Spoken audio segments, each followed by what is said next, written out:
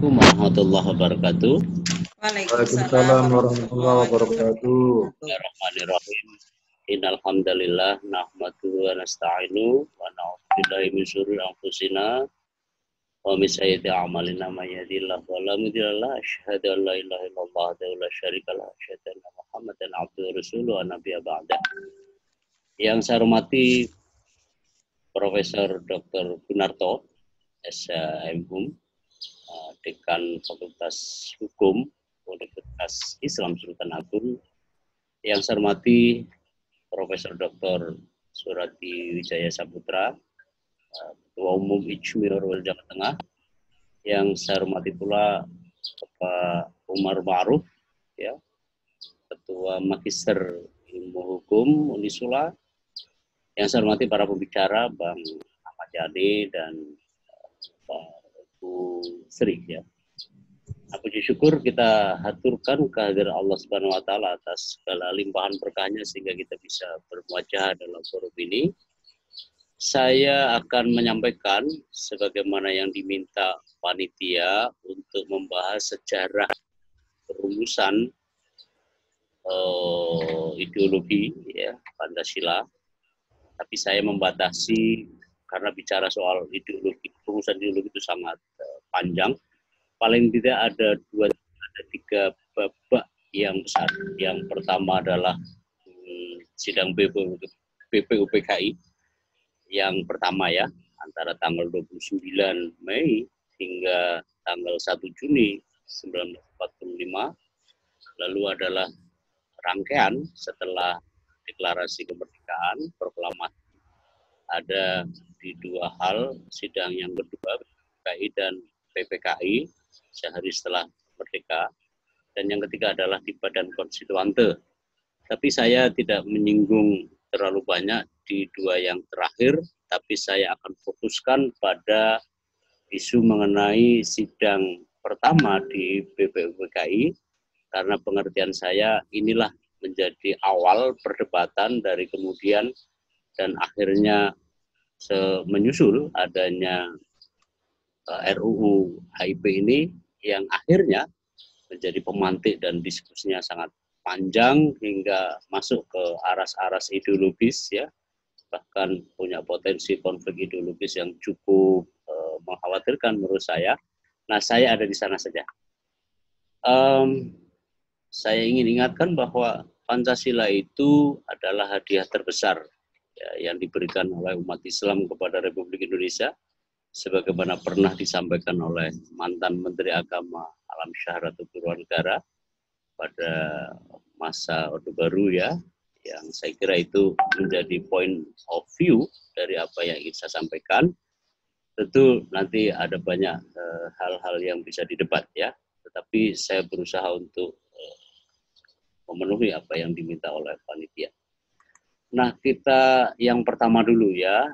Jadi saya bicara tentang sekelumit sejarah, lalu yang kedua mendudukkan sejarah, dan yang ketiga adalah mendudukkan ideologi dan sejarah.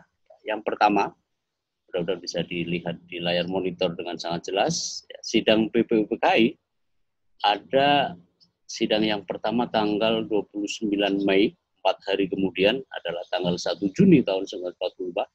Ini hal yang menjadi titik berangkat dari bahasan kita sebenarnya, dan menjadi pemantik dari apa yang kemudian terjadi polemik di publik yang menautkan hubungan antara negara dengan masyarakat dan masyarakat dengan masyarakat dan antara masyarakat dan masyarakat dengan negara, yang menurut saya itu menyentuh aspek-aspek yang bersifat paradigmatik ideologis yang jika, ya, tidak diakhiri saya rasa akan ada problem yang lebih besar, ya, karena ini masalah yang sangat sensitif dan bersifat simbolis. Nah, tanggal 1, ya, ada 3 pembicara pada waktu itu. Yamin adalah Muhammad Yamin, itu menerbitkan, menggagas tentang asas-asas negara, dasar-dasar negara. Yang pertama adalah peri kehidupan, peri kemanusiaan, peri ketuhanan, peri kerakyatan, kesejahteraan rakyat. Itu yang jadi gagasan dari beliau. Yang kedua adalah dari Supomo, Mr. Supomo, tanggal 31 hari kedua, dia bicara tentang hal yang sama tetapi mengenai prinsip yang dia yakini dengan baik, dan lalu adalah pemahaman yang berbasis pada paham integralistik. Saudara tahu bahwa yang namanya Mr. Supomo ini adalah penggagas paradigma negara integralistik. Satu karya dari Marsilam Simanjuntak, saya rasa itu bisa menjadi bacaan yang sangat mengasyikkan dan memperkaya pemahaman kita mengenai dan terutama gagasan negara, paham negara integralistik. Yang saya ingin tambahkan tentang pidato Pak Yamin ini, karena kemudian ada tugas dari lembaga yang kemudian memerintah, kemudian Pak Yamin merevisi melalui 5 asas yang direvisinya.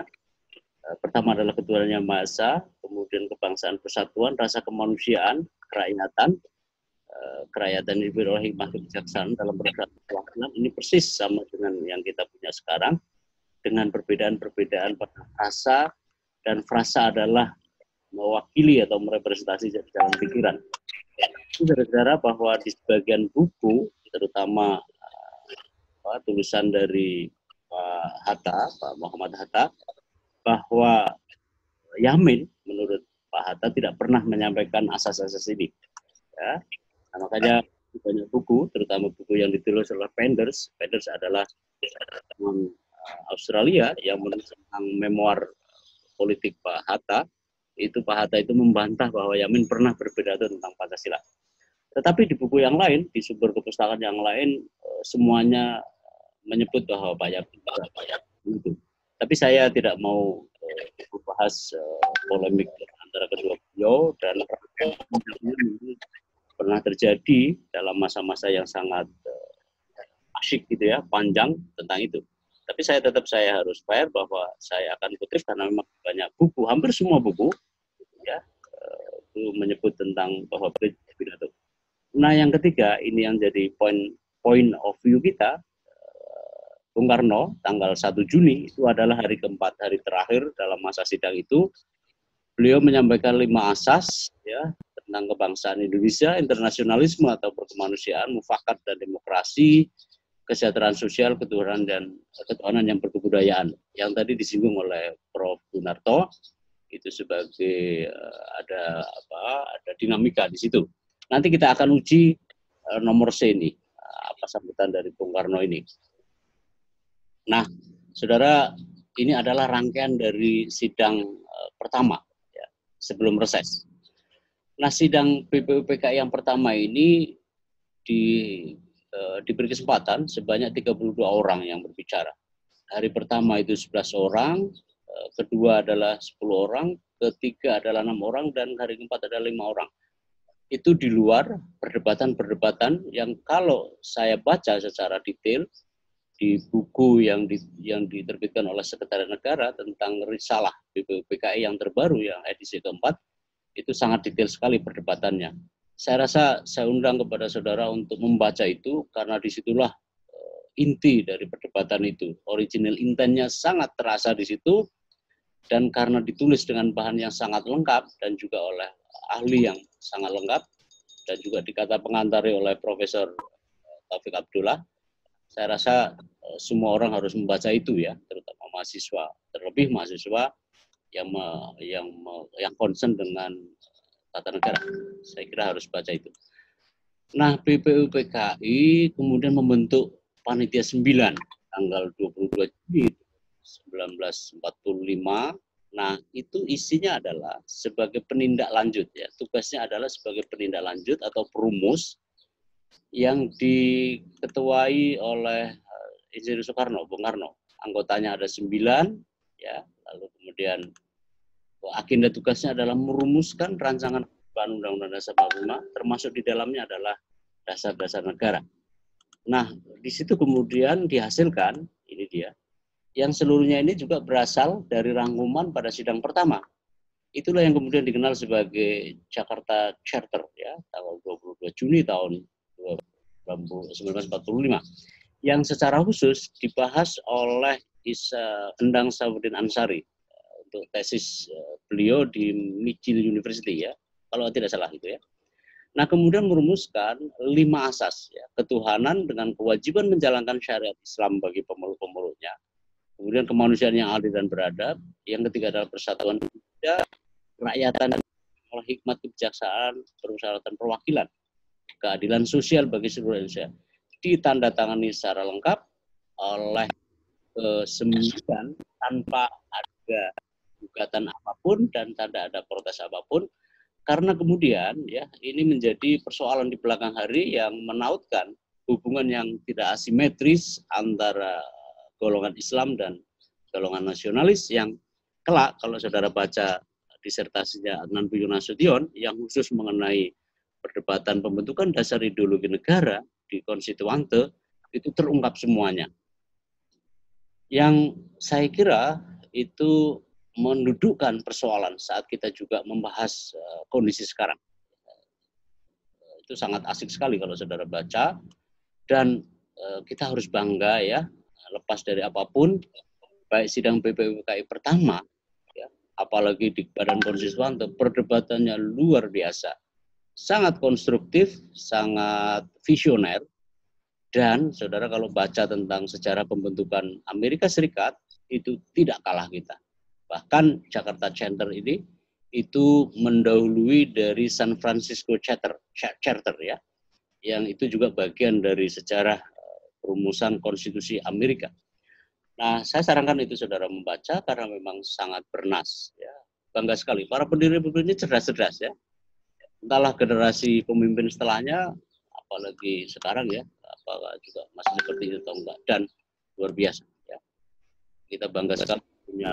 Kemudian yang kedua, setelah reses BPUPKI tanggal 2 sampai 9 Juli, anggota yang tinggal di Jakarta itu masih bahas RUUD dan rancangan pembukaan. Sedangkan anggota yang reses itu pulang masing-masing, tetapi juga sosialisasi kemerdekaan yang akan segera diproklamasikan. Nah, saya meloncat di situ karena kita lebih fokus ke sejarah konstitusi. Lalu yang kedua adalah sidang kedua BPUPKI 10 sampai 17 Juli membahas ya selain apa yang sudah dibicarakan pada BPUPKI pertama dan juga adalah pada panitia 9 itu sudah komplit gitu ya. Dan inilah yang kemudian menjadi pemantik dari apa yang kemudian terjadi. Nah, yang kelima, saudara bisa lihat Jakarta Charter tadi itu, Hatta menyorot 7 kata. Hatta adalah wakil presiden pertama kita, Muhammad Hatta menyorot 7 kata Piagam Jakarta. Nah, ini disebut-sebut ada tiga versi perbedaan yang sangat jelas sekali.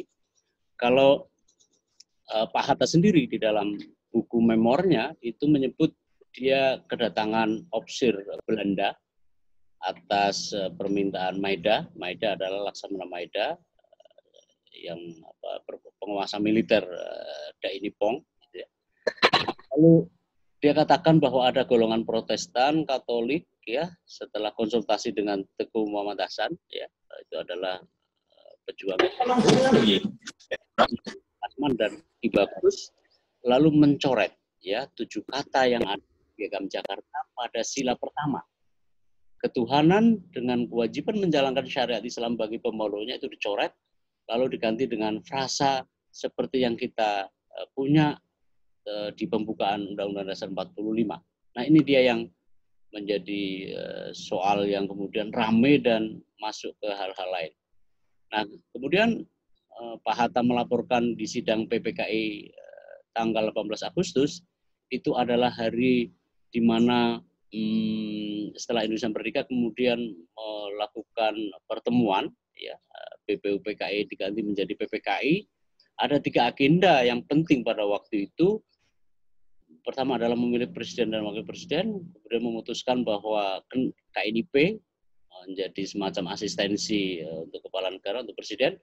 Dan yang ketiga adalah ini, peresmian pengesahan terhadap Undang-Undang Dasar 45, yang satu diantaranya adalah mengenai pembukaan yang kemudian berubah. Bandingkan antara Jakarta Charter dan pembukaan Undang-Undang 45, itu adalah hasil pencoretan oleh Bung Hatta atas desakan dari saudara-saudara kita dari umat Kristiani, Katolik maupun Protestan. Dan inilah hasilnya seperti yang ada di Undang-Undang Dasar 45 kita yang sekarang, terutama termaktub di pembukaannya. Dan ini adalah kesepakatan terakhir, ya, final, sebelum akhirnya, ya, itu jadi perdebatan yang sangat seru gitu. Yang ini, ya, ini adalah final, ya. Nah, ini akan menjadi bahasan kita lebih lanjut. Saya akan lanjutkan cepat saja, ya. Nah, saudara-saudara, saya ajak saudara untuk sedikit memahami jalan pikiran Bung Karno mengenai ini, karena ini adalah jadi sebab. Dan sekaligus ingin menguji apakah raison d'être-nya dari RUU HIP ini bermula dari sini. Saya mengiyakan 100%, tapi mari kita uji dengan cara yang sangat objektif, ya. Nah, beberapa pokok pikiran Bung Karno. Pertama, Bung Karno ini terus terang saja paling memukau. Hebat Bung Karno itu kalau kasih sambutan itu luar biasa. Dan itulah yang membuat dua pembicara yang lain, Pak Yamin relatif tidak bisa pidato dengan baik. Supomo menurut saya juga terlebih dahulu juga begitu. Tetapi hanya Bung Karno lah yang paling memukau. Yang kita bisa baca dari risalah sidang maupun karya disertasi yang lain, Bung Karno itu memperoleh respon yang paling antusias. Ya, ada 20, kurang lebih 20 antusias yang luar biasa pokoknya lah, ya. Orasi yang ini mengagumkan, kelihatan bahwa Bung Karno itu punya keluasan wawasan yang luar biasa, baik terhadap negara-negara lain internasional maupun ideologi-ideologi besar, dia telan semuanya itu. Tetapi di kalangan Muslim, kaum pergerakan Islam, ini yang hadir pada waktu itu menggambarkan bahwa figur sosok Bung Karno itu mengingatkan pada sosok Hos Cokroaminoto. Hos Cokroaminoto adalah bapak dari para pejuang kita. Hampir semua pejuang kita adalah murid-murid Hos Cokroaminoto. Ya, kalau Anda ingat, gambar beliau itu melinting, gitu ya. Itu adalah ketua Syarikat Islam sebelum akhirnya pecah menjadi Syarikat Islam Merah dan Putih karena pengaruh komunisme, ya, di bawah Seneville, ya.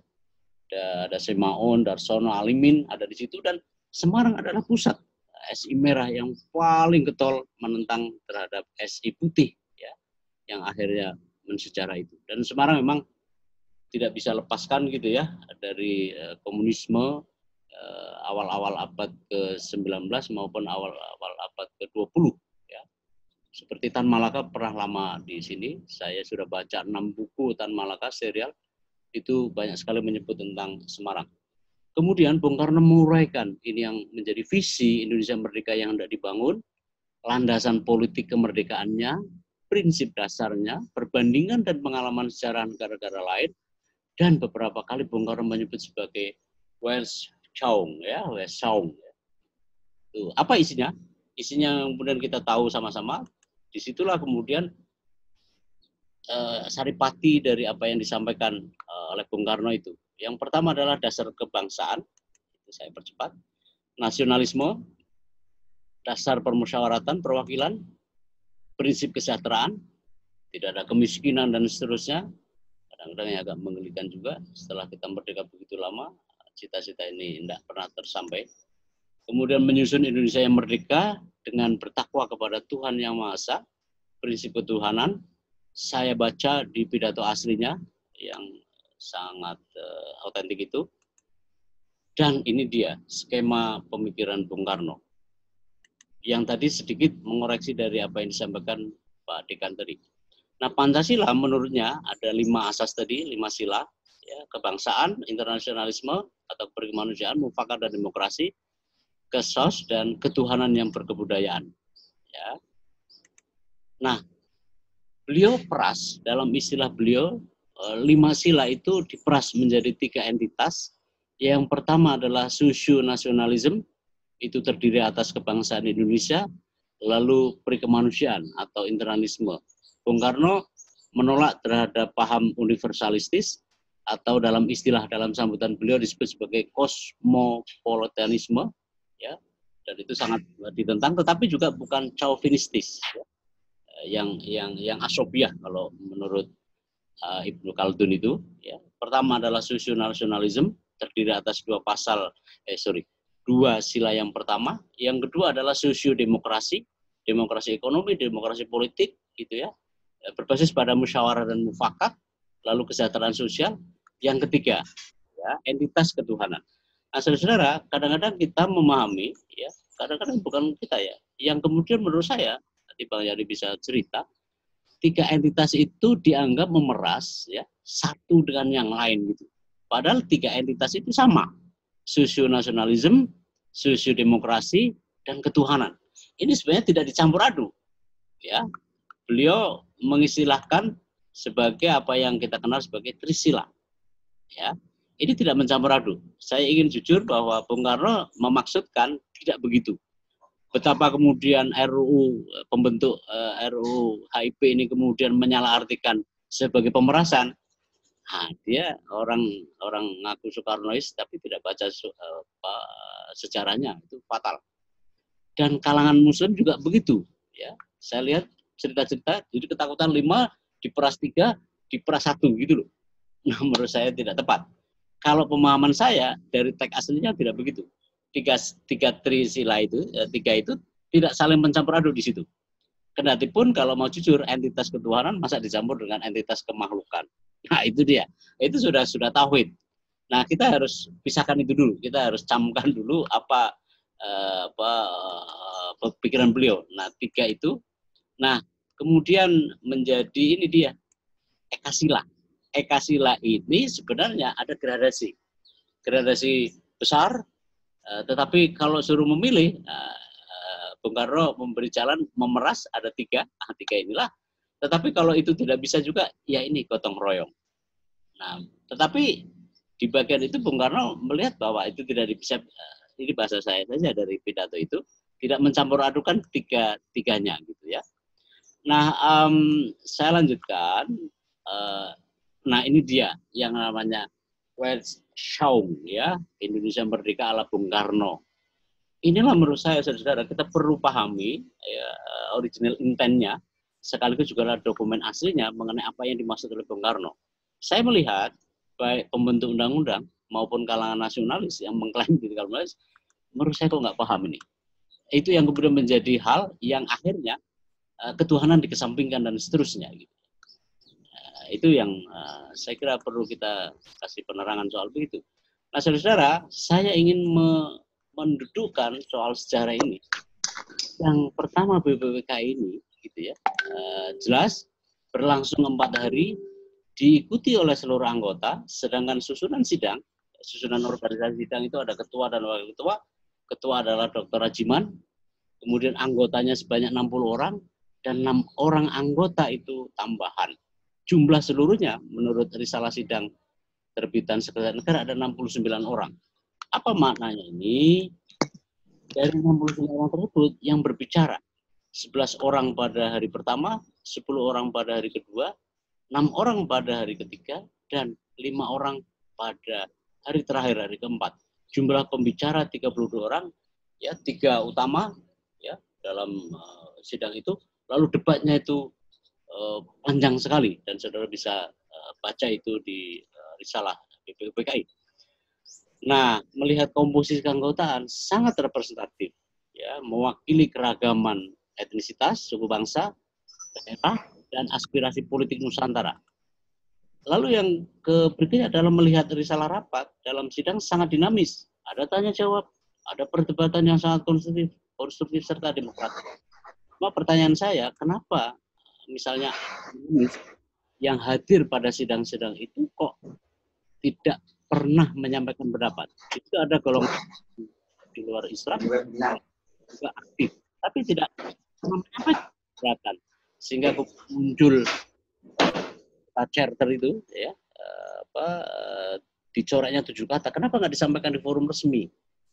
Tetapi malah melalui Jepang. Kalau ini benar kesaksian dari Bung Hatta, masa kita juga nggak percaya Bung Hatta karena beliau itu sangat asketis, ya, sangat jujur. Tetapi kemudian di sumber lain juga mengiyakan. Kenapa nggak disampaikan gitu loh? Ini menjadi perdebatan yang menurut saya penting untuk kita ketahui. Kemudian asas prinsip sila jika membandingkan antara usulan yang disampaikan oleh Yamin, oleh Supomo dan Soekarno, maka hasil keputusan rapat panitia 9 yang menghasilkan Piagam Jakarta itu, terlebih hasil rapat, kita bandingkan dengan tanggal 18, ini untuk mengatakan bahwa tidak ada dominasi kelompok manapun sebenarnya. Pertama, tidak sama persis usulan dari ketiganya yang 100% diterima dan disepakati. Oke, tidak ada satupun. Karena terdapat perumusan kembali antara usulan ketiga tadi dalam rapat yang kemudian disepakati pada tanggal 18 Agustus di PPKI maksud saya.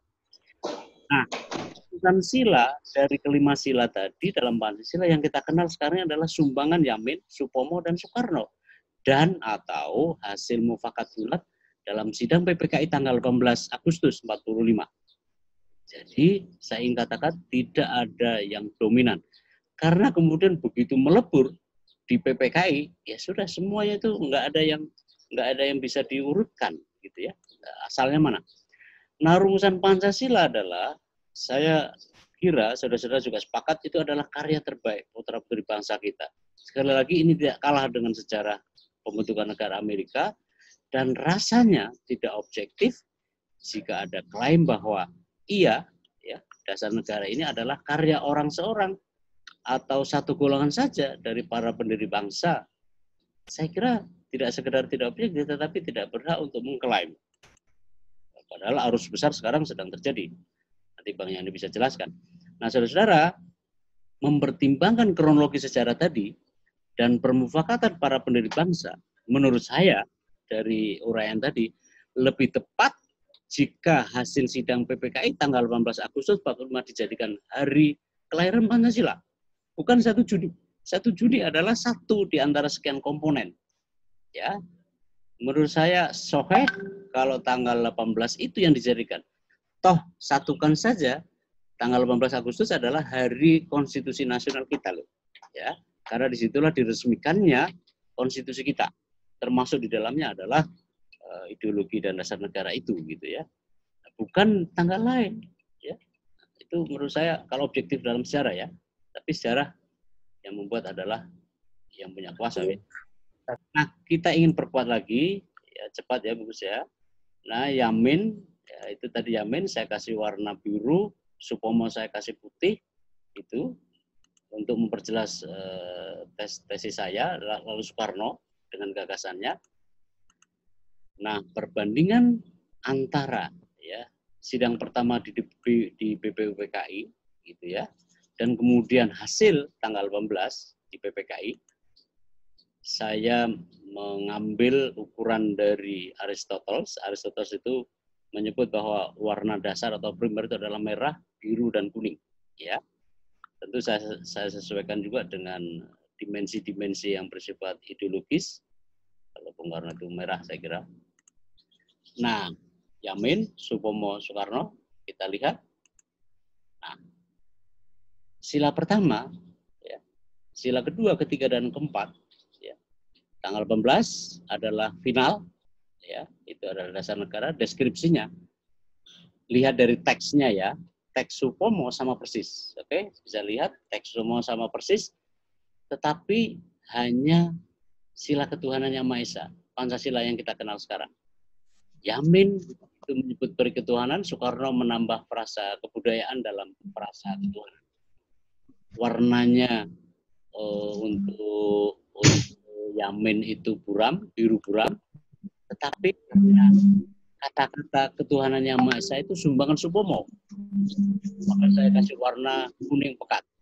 Sedangkan Bung Karno saya kasih merah tapi tidak pekat. Dan Bung Karno tidak ada yang pekat semua. Memang karena seluruhnya memang tidak ada yang pekat, kecuali sila pertama yang itu frasa kalimat menjadi asas Pancasila. Sila Pancasila itu karena sumbangan Supomo, ketuhanan yang Maha Esa. Ya. Yang sila kedua juga begitu. Bahkan ini Yamin blank, enggak dapat apapun karena enggak menyentuh. Demikian juga untuk sila keempat dari Supomo blank. Tetapi saya mau kasih tahu bahwa Bung Karno tidak pekat sebenarnya kalau sumbangan terhadap Pancasila, terhadap sila yang kemudian disepakati ya.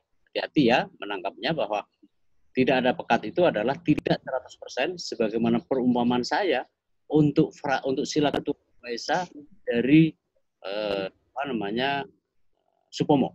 Oke, apa yang ingin saya sebutkan di antara 3 orang penyampai pemikiran tadi, Yamin, Supomo, dan Bung Karno, hanya satu pemikiran Supomo saja yang diakomodasi eksplisit atau sama persis, yakni ketuhanan yang maha esa, sedangkan asas lain diakomodasi secara implisit. Secara implisit ya, implisit dan eksplisit beda. Kalau eksplisit jelas apa adanya, tapi kalau implisit adalah semangatnya. Nah, simpulan saya yang kedua, tidak ada pemikiran dominan. Semuanya adalah relatif atau relativitas. Kalau kemudian diakui sebagai satu kelompok, orang seorang maupun golongan, nah menurut saya dari orang ini tidak bersesuaian dengan fakta yang ada. Itu kira-kira yang ingin saya sampaikan. Nah, saudara-saudara, saya ingin ketiga atau bagian terakhir, secara sejarah itu memang memiliki fungsi yang paradoksal. Di satu sisi sebagai faktor integratif satu bangsa, dan di sisi yang lain berpotensi sebaliknya disintegrasi. Tinggal kita bagaimana menempatkannya dan kita berperilaku di dalam melihat sejarah. Penulisan sejarah diupayakan seobjektif mungkin, kendati tidak ada hal yang paling objektif di dunia ini, karena terdapat unsur-unsur kelemahan yang melekat, tidak bebas nilai, dan seterusnya. Atau yang ada pada diri para penulis juga sangat mempengaruhi terhadap sejarah, belum data-datanya. Para filosof sekalipun yang boleh dikatakan telah selesai dengan dirinya sendiri, ya, saya mengajar filsafat politik, kadang-kadang sengaja mengekang diri untuk mencintai dunia, dan tidak lain untuk menghindari dari keharusan. Alasannya yang selayur ono laka. Supaya kan mereka gitu. Agar kon gawean kan juga biasa calon-calon endi wae kan mute, bisa di mute itu operator. Supaya mereka tetap objektif dalam melihat dunia, kendati pun tidak ada yang sama sekali objektif. Tantangan terberat dari seorang penulis sejarah adalah kekuasaan. Terlebih jika mereka tengah berkuasa, apalagi atau berdekatan dengan kepentingan dan kekuasaan tersebut, itu sudah pasti tidak objektif. Yang kedua, tentang RUU ini, Bapak Ibu semua, saudara-saudara, para penggagas HIP ini, menurut penilaian saya, yang secara sederhana saja, kurang lengkap dalam memahami sejarah bangsanya. Keinginan yang hanya menempatkan satu aspek, satu pihak, satu sudut, dan satu pemeran sejarah. Dari kerlingan, dari latar belakang, dari mozaik sejarah pembentukan negara yang berdiorama dan kaya akan pemikiran, dinamika, dan pergulatan pemikiran, serta kok tiba-tiba menyimplifikasi dalam bentuk yang saudara bisa lihat itu. Belum kita melihat kualitas draftingnya, saya hanya menyoroti sejarahnya saja sudah menurut saya sangat tidak objektif. RUU HIP adalah bentuk penarikan urusan-urusan publik wilayah ke wilayah domestik oleh satu golongan, sedangkan wilayah-wilayah sejarah adalah wilayah perdebatan yang sebenarnya tidak akan pernah selesai, never ending, karena sejarah adalah bersifat inkrementalis. Ya. Metodologi sejarah membahas soal itu panjang lebar. Hal yang tampaknya diabaikan di soal RUU HIP ini bahwa di dalam sejarah yang tercatat terkadang adanya pluralitas rasa hayat sejarah. Nah, itu yang coba dihilangkan. Dan jika diabaikan maka mendorong kehilangan legitimasi sejarah. Losing historical legitimacy ini agak berat ya, karena menyangkut hal-hal yang sangat fundamental sebenarnya dalam ilmu, dalam sisi keilmuan. Nah, di dalam peristiwa sejarah Abdullah itu mengatakan begini. Khusus ini Abdullah dalam kata pengantar salah itu mengatakan begini. Sangat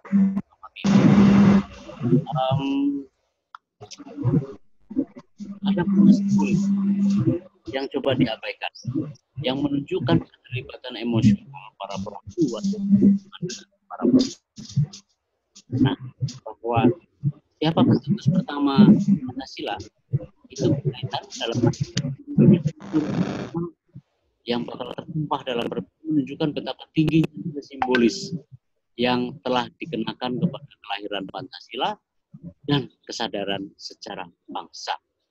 Ini menurut saya cukup serius, yang menurut saya kok agaknya dikesampingkan oleh pembentuk RUU ini. Yang lebih kecewa lagi Partai Islam ya, kenapa tidak bersuara. Padahal kalau lihat secara Partai Islam tahun 71 itu sangat radikal sekali ya. Kiai Maskur dan kawan-kawan, itu sampai WO dalam pengesahan undang-undang perkawinan, pernikahan perkawinannya. Nah, di akhirnya saya ingin ingatkan bahwa ideologi itu ada dua fungsi. Pertama adalah perspektif ideologi bersifat fungsionalisme. Jadi perspektif fungsionalisme ideologi itu untuk kebaikan, untuk kebersamaan, ya, bagaimana membangun negara yang terbaik. Nah, tetapi yang kedua ini yang muncul, yang tampaknya mewarnai dalam debat kita adalah perspektif strukturalisme ideologi. Ya itu sudah. Kalau konteks ini yang dominan, nah ya seperti yang kita lihat sekarang, tidak ada membentangkan secara apa adanya, lalu mengadopsi jalan pikiran semua orang, dan pada akhirnya akan wise. Gitu ya. Nah, terakhir, saya ingin gambarkan satu slide yang mudah-mudahan membantu jalan pikiran kita, sehingga saya berpikiran bahwa memang tidak perlu ada RUU HIP ini. Jalankan undang-undang HIP. BPIP saya kira perlu direformasi, tidak dalam bentuk seperti itu, bukan badan seperti itu, tetapi dewan saja yang diisi bisa juga dipilih oleh dari mereka-mereka yang sudah tuntas dengan dirinya sendiri, sudah nggak demen dengan urusan dunia. Ya, dan kegiatan BPIP saya ingin kasih masukan ya, saya pernah diundang mereka, isinya itu tidak ada sama dengan tidak ya, sekali waktu saya diundang, tetapi isinya itu sangat teknis, ya ideologi kok teknis. Saya kira itu. Nah, di sini ada 3 domain, ideologi, konstitusi, dan legal policy.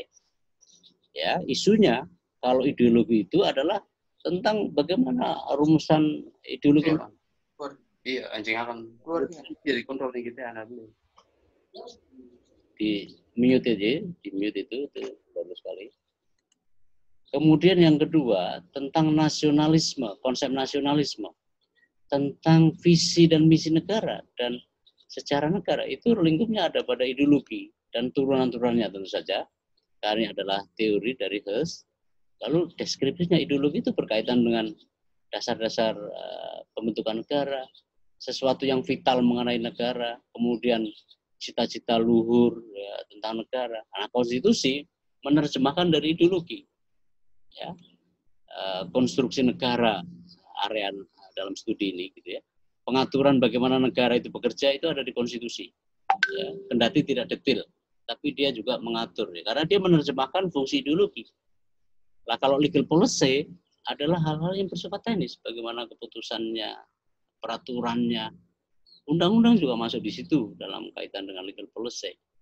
Nah, bagaimana mungkin RUU HIP itu yang berkenan dengan di satu sisi secara pengaturan itu bersifat teknis, tetapi untuk mengatur sesuatu yang substantif tentang ideologi.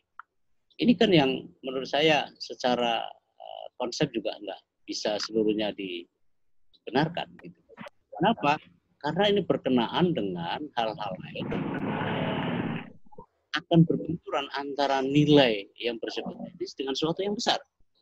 Kalau begitu bagaimana? Tidak perlu diatur secara teknis. Kenapa?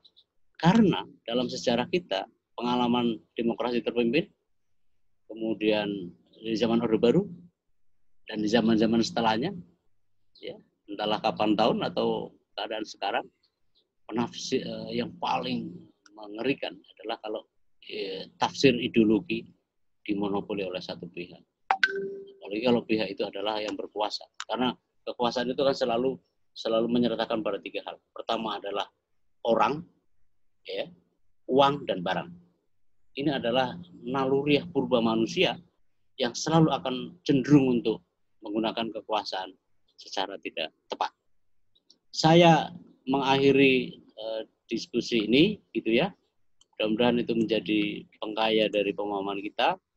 Saya kutipkan beberapa sumber bacaan saya dan saya membacanya dengan sangat tekun.